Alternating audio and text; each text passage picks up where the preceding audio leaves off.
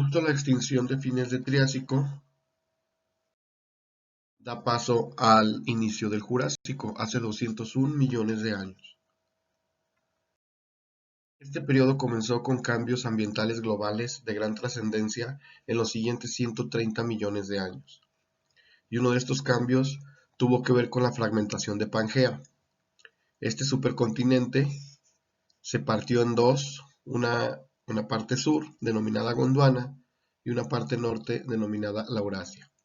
Entre ambas se estableció un brazo de mar que pudo establecer una corriente ecuatorial de aguas cálidas, favoreciendo la mejor distribución del calor y la humedad en toda la atmósfera. Esto hizo que la Tierra volviera a convertirse en un invernadero gigante altamente productivo, y es el inicio de lo que conocemos como el mundo perfecto, es decir, un mundo altamente productivo tanto en las zonas continentales como marinas. Y precisamente comenzando con los océanos, al estar también mejor oxigenados gracias a esta conexión marina, empezaron a prosperar muchos nuevos grupos, tanto de vertebrados como de invertebrados. Los ictiosaurios, que ya existían desde el Triásico, siguieron siendo muy abundantes, sobre todo en la primera parte del Jurásico. El género Ichthyosaurus es muy típico de esa época. O el género Ophthalmosaurus. Cabe aclarar que los ictiosaurios gigantes ya no sobrevivieron al Triásico, es decir, estos nuevos ictiosaurios alcanzaban cuando mucho unos 5 metros de longitud.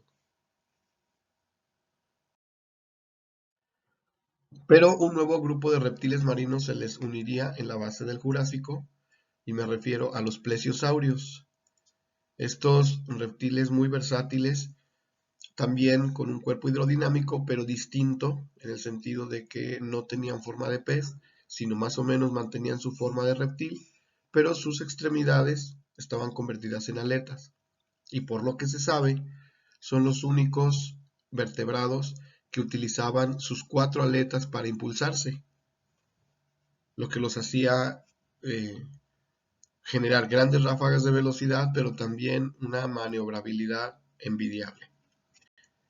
El género Plesiosaurus es de la base del Jurásico. Algunos de los plesiosáuridos eran de cuellos largos y cabezas pequeñas, como es este caso, y se especializaron en alimentarse de peces pequeños o incluso de invertebrados. Por otro lado, había un conjunto de plesiosaurios que desarrollaron cabezas mucho más grandes, más masivas, con cuellos cortos.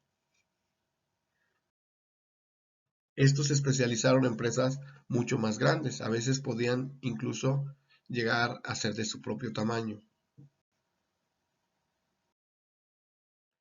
Se conocen en general como pliosaurios a estos plesiosaurios, y algunos de los más grandes vivieron en el Jurásico. Este es el caso de Liopleurodon, que alcanzaba más o menos unos 18 metros de largo, y cuyo cráneo, por sí solo, medía un poco más de 5 metros. Y se estableció una competencia importante, una presión selectiva entre los plesiosaurios y los ictiosaurios. De hecho, desde la segunda mitad del Jurásico, los ictiosaurios entraron en cierta decadencia, se hicieron mucho más escasos en los estratos, y los plesiosaurios siguieron siendo muy abundantes todo el siguiente periodo.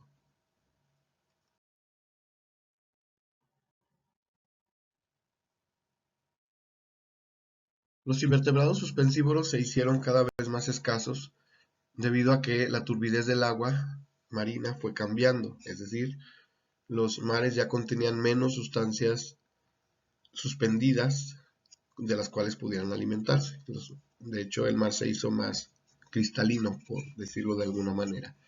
Entonces, este tipo de organismos ya no son tan abundantes y son más bien encasillados a ambientes paleozoicos más que mesozoicos, aunque algunos han persistido hasta la actualidad, como los lirios del mar.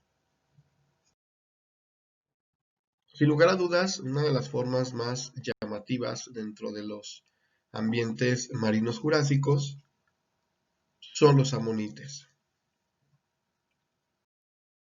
Estos cefalópodos fueron muy abundantes y al ser depredadores nos indican precisamente la alta productividad de los océanos jurásicos, es decir, si hay una abundancia de depredadores, corresponde una mayor abundancia de productores y consumidores primarios.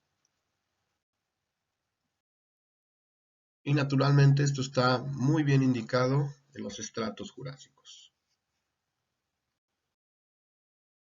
Sobre los continentes hubo grandes cambios también. La entrada de masas de humedad permitió que la vegetación se desarrollara mucho más. De hecho, los bosques cubrieron casi la totalidad de las zonas emergidas y estos bosques eran sobre todo dominados por coníferas, entre los cuales también había como componentes del sotobosque las cícadas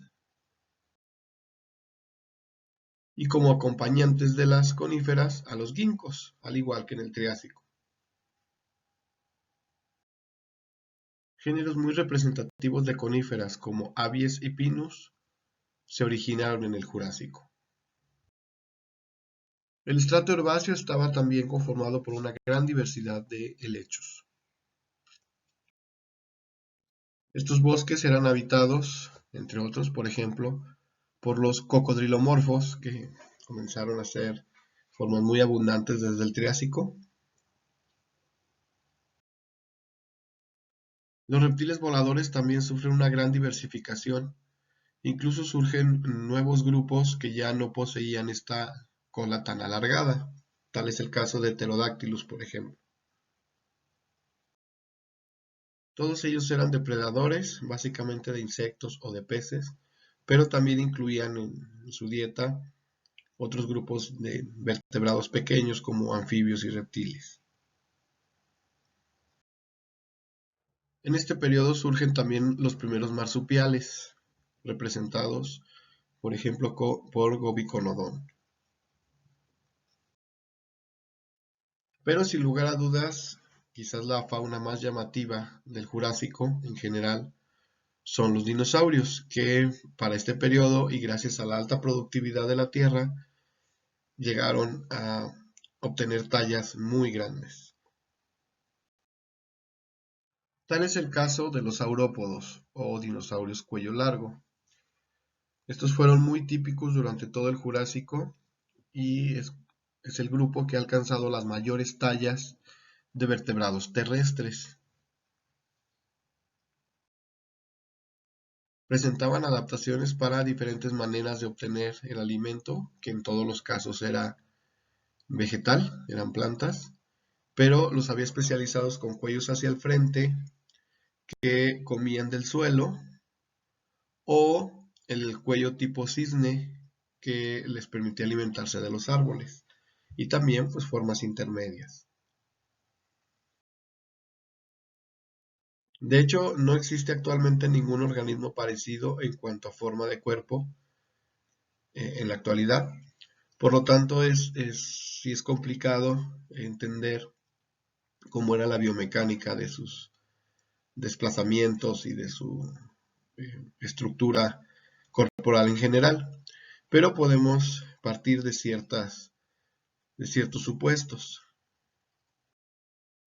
Por ejemplo, los saurópodos se comportaban, al menos los de cuello hacia el frente, como si fuesen enormes puentes colgantes vivientes, es decir, las patas serían las columnas de estos puentes y el cuello y la cola, que serán el puente en sí, estaban sostenidos por ligamentos y tendones bien anclados a sus cinturas y de tal forma que se balanceaban y mantenían levantado tanto el cuello como la cola. De hecho, no arrastraban la cola.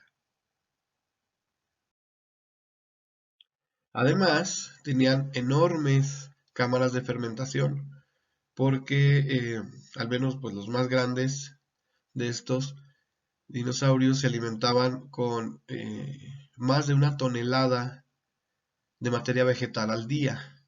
Y toda esta materia vegetal tiene que ser ayudada a ser digerida por las bacterias. Entonces eran muy voluminosos estos dinosaurios.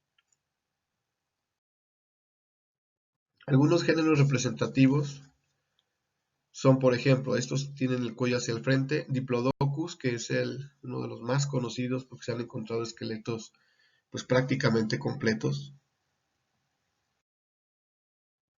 O Sismosaurus, uno de los considerados de los más largos, que llegaba a medir 42 metros. Apatosaurus, el que antes era conocido como Brontosaurus.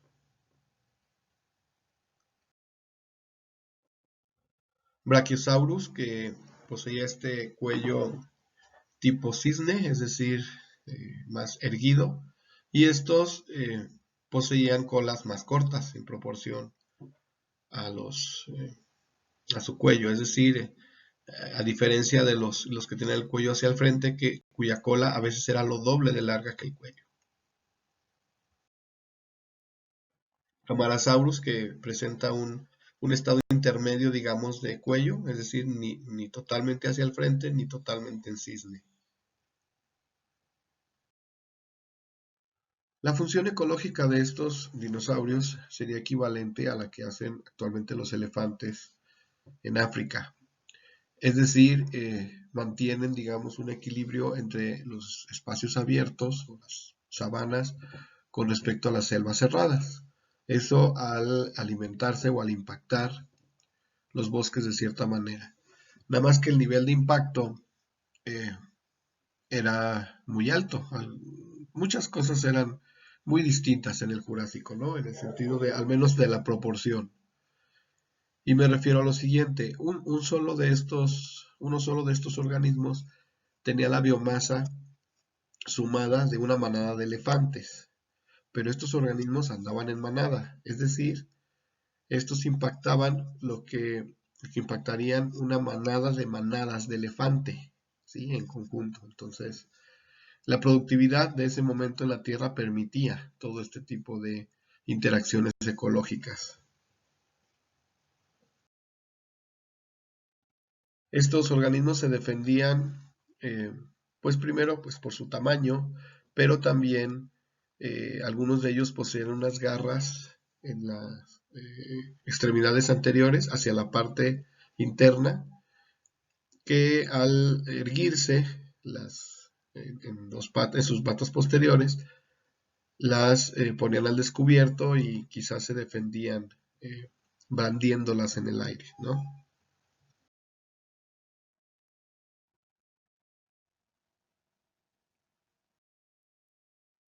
Otro grupo importante y llamativo de dinosaurios herbívoros eran los estegosáuridos, encontrados en Norteamérica, Eurasia y África. Estos poseían una hilera doble, ya sea de placas, de púas o combinación de placas y púas, posiblemente con fines defensivos. Algunos de ellos también tenían púas en los hombros que los protegían de manera lateral. Y pues eran de tamaños más o menos grandes, estoy hablando que van de unos 6 metros a unos 10 metros de longitud. Este es Stegosaurus, el primer conocido de este grupo, digamos, encontrado en Norteamérica.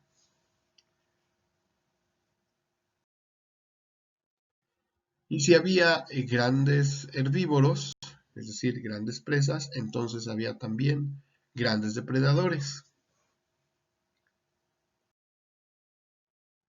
Tal es el caso, por ejemplo, de Dilophosaurus, uno muy típico del Jurásico, que por cierto está pésimamente representado en la película Jurassic Park, porque no era pequeño, no era venenoso y no tenía una gorguera, ¿sí? Solo para aclarar, el carnívoro llegaba a medir 5 metros de longitud. Megalosaurus, un carnívoro de unos 6 metros de largo, fue uno de los, fue el segundo, de hecho, de los dinosaurios descritos de todos en el siglo XVIII. Por eso el nombre tan simple, Megalosaurus o lagarto gigante.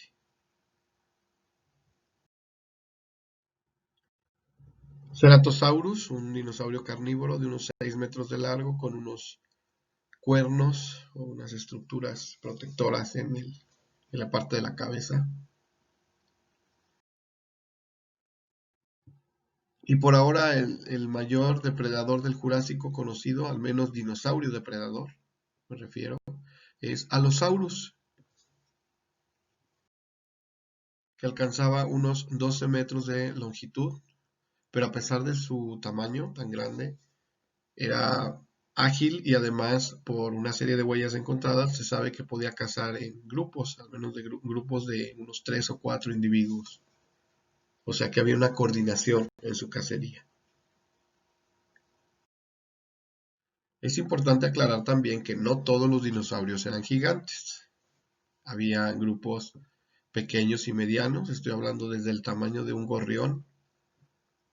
Eh, y bueno, también comenzaron a diversificarse los dinosaurios del linaje de los que poseían plumas. Tenemos a un representante antiguo del Jurásico inferior que es Compsognathus.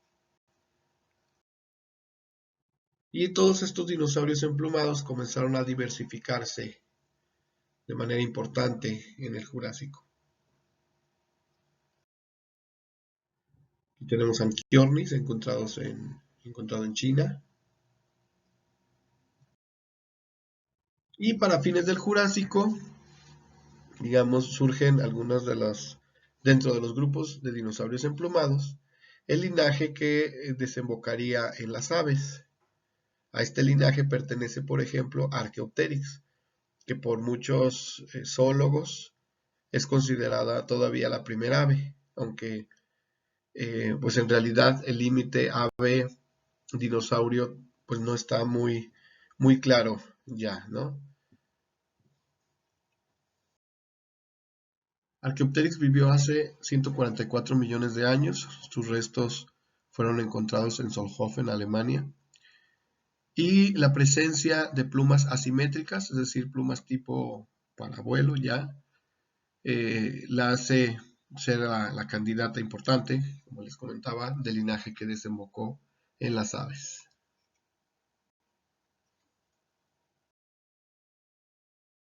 A fines del Jurásico no se presentaron eventos geológicos importantes, es decir, el cambio de Jurásico a Cretácico no es tan tajante como sucede en algunos otros periodos, pero bueno, en el próximo video continuaremos con el Cretácico. El mundo perfecto continúa todavía por casi otros 80 millones de años.